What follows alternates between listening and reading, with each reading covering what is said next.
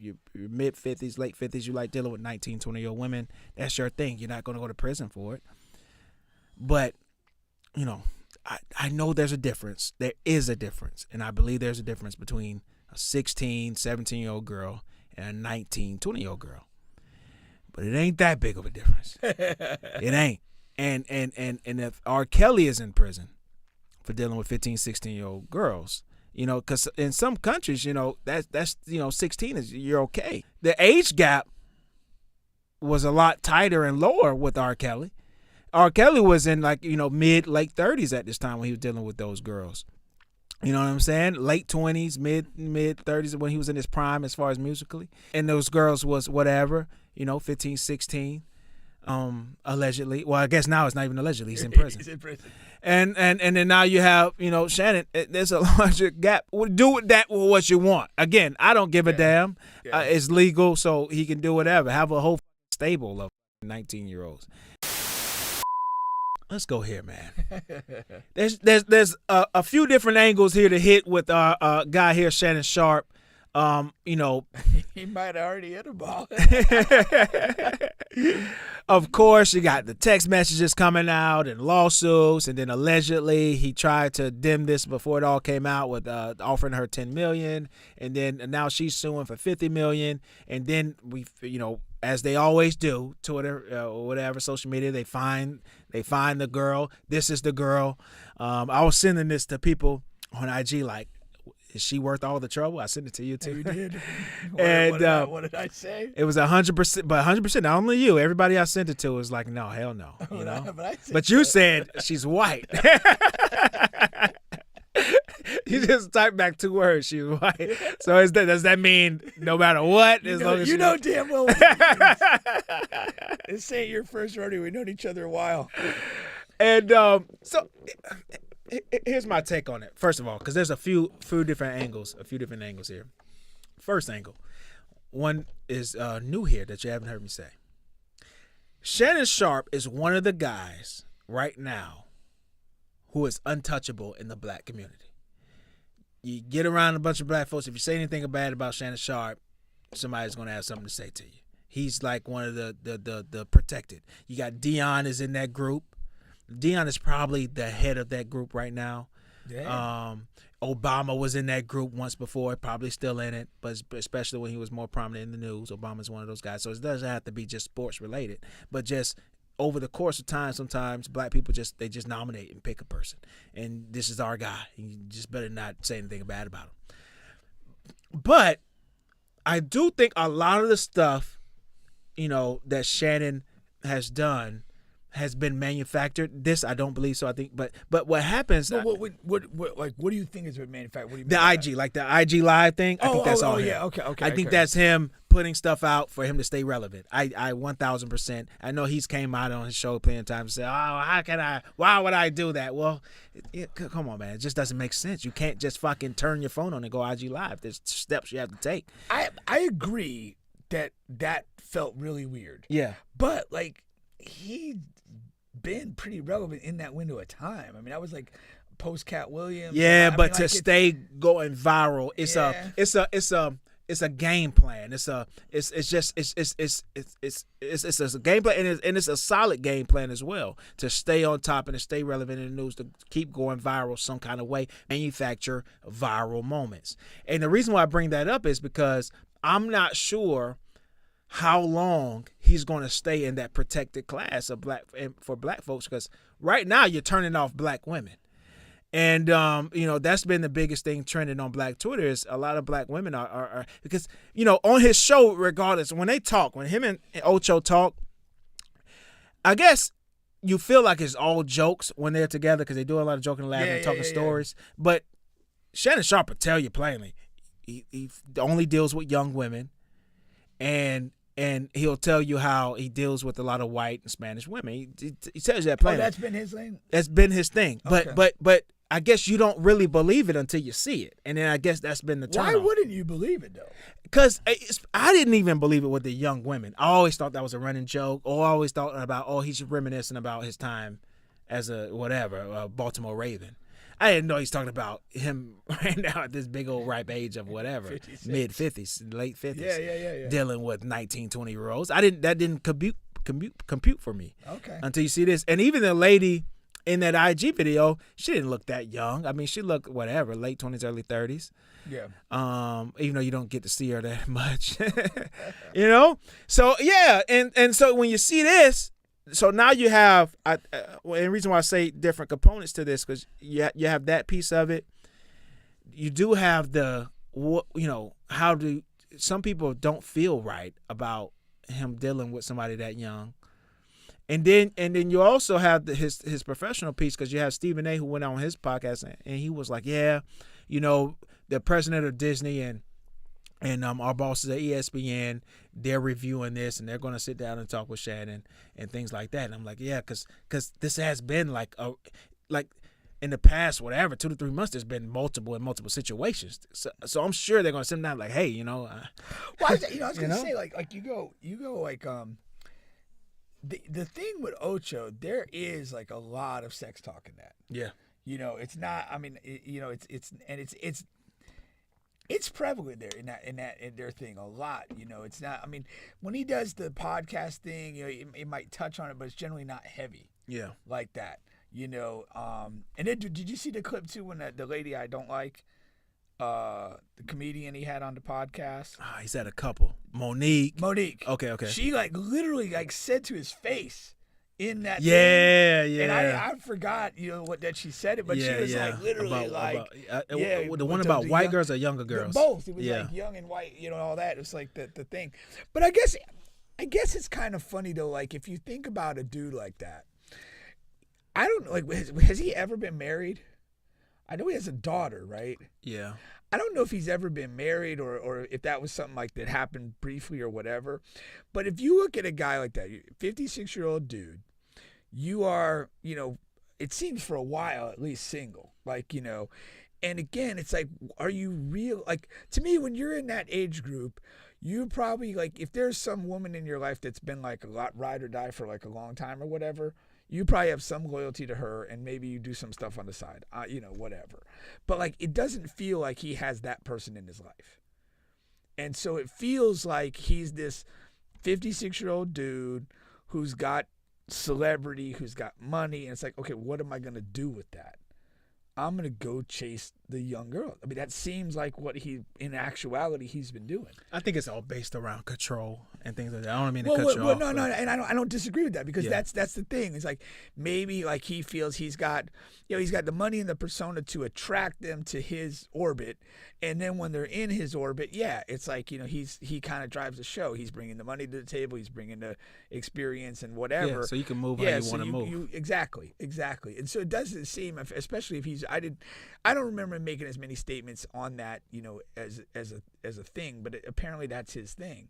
But like I look at it like again, like people in that 20-year-old category, they're not very bright.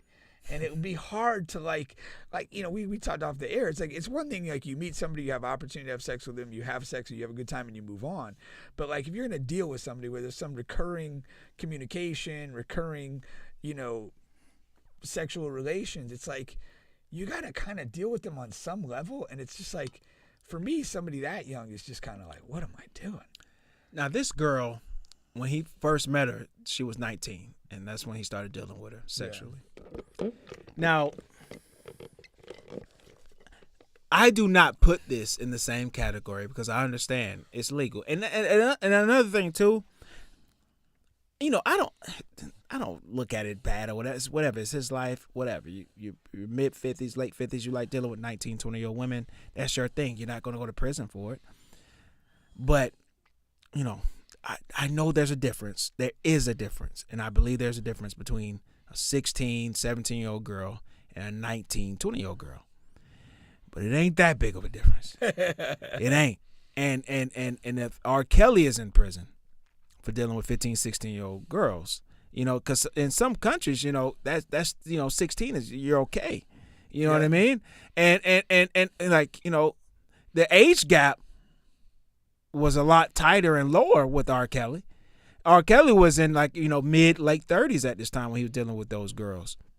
You know what I'm saying? Late 20s, mid 30s when he was in his prime as far as musically and all of that stuff. And you know, and those girls was whatever, 15, 16, allegedly. Well, I guess now it's not even allegedly, he's in prison. He's in prison.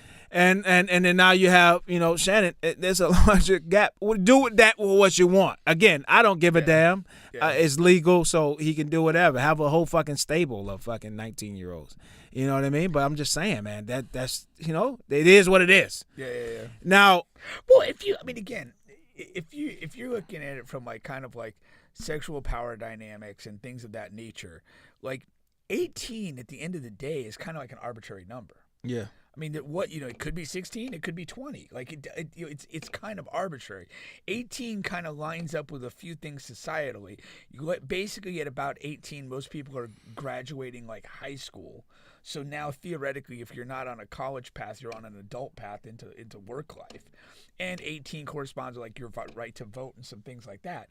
And so I mean, there's a certain arbitrary element to 18. So like your point being is like by law, if you're 18 or above, it's legal to have sexual relations, but that's kind of like an arbitrary designation. And if you're looking at it from like an age gap perspective and a maturity differential, it could be, literally almost as bad. Yeah. From that. Yeah. So what do you now from a legal standpoint? We saw the text messages. Now, I when we talked on the phone, I was saying, I really want to see his responses to this. For sure. I want you to put a big black baby inside of me. That is nuts. That's a nuts. That's a wild thing to say. Yeah. And she was saying a lot of other wild stuff. She's a wild girl. For 1920, she knows how to talk. she can talk, boy. She probably got it from her mama. She can talk, man. And so I know Shannon is meeting that and exceeding that in his messages back to her. For sure. But from a legal standpoint, I stand on this. I always say this. I wish, and hopefully Trump is watching. I hope they could do something where they fucking from the afterlife. They take the civil when in situations like this. I just wish they could take the civil piece out of it and just go directly to she's talking about rape and fucking I messed up rape and other stuff too, as sexual assault and battery and stuff like that. I wish that they could take civil out of it and fucking go straight to criminal. Yeah. You know what I mean? No, and that's the big dilemma in these situations. Now, this is nothing that, to my understanding, the police have ever been interested in pursuing. Yeah. And we talked about this before. If it's a criminal matter, she would have to prove, or the state on her behalf would have to prove beyond a reasonable doubt that Shannon Sharpe committed these activities and that these activities fit the elements of a crime. And then, if they convicted beyond a reasonable doubt, he would be convicted, could potentially serve jail time and so forth. But when the criminal side of this, when the state's not interested in pursuing these charges, you still have the civil remedy. And the problem with the civil remedy is it's a lighter standard of proof. It's what's called by preponderance of the evidence, which is technically like 50.1% of the belief that he did this. And so beyond a reasonable doubt, it's pretty tough. It's not in a percentage like that, but I mean, it's basically, I've got to prove beyond any logical explanation or reasonable explanation that you did these things. That's hard. That's up there 95, 98, 99%. To just prove by preponderance of the evidence, I just got to get a nudge over halfway that you think I did this, and I win. Mm-hmm. And then you got to pay me money. Like, now, from what you've seen so far, do you think she has a chance to get this $50 million? Because Shannon said he's going to fight all the way through. Yeah. This is the tough thing, and when you get into civil, like what's actually right and wrong almost doesn't matter because you're assessing risk. You're assessing risk and you're assessing cost. And I did see a clip today. It's like, so when most people hear, hey, he might have offered $10 million to make this go away, the immediate thing is he must have done something that he's not going. Why would he offer any money? We saw Diddy paid the $30 million to Cassie like in a heartbeat. There's economics of this, and it's kind of like gambling. It's like, okay, if you're going to sue me for $50 million and I have a 10% chance of losing, well, that's $5 million. And what do I got to spend in defense costs and attorneys to fight this, whether I win or not? So, the guy in the example I said, he said, well, $8 million in defense costs to defend against this. So I got to pay the $8 million whether I win or lose. Like if I want to fight to the death and I win, I'm spending $8 million to my attorneys. So I might as well just offer 10. For me to offer 10 now, I'm saving money. Yeah. And again, people who have a lot of money, they make business decisions all day, every day. What does this cost me? How quickly can I get it behind me? What's my percentage of winning? What's not? They don't even look at like right and wrong necessarily. They look at it as cost benefit analysis.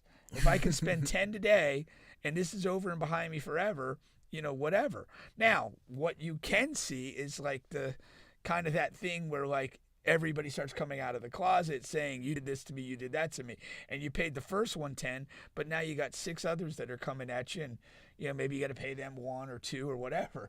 And here along the way, and maybe you end up paying $20 million, out of the whole thing. So it's, these decisions have to be made as to what we're going to do with this.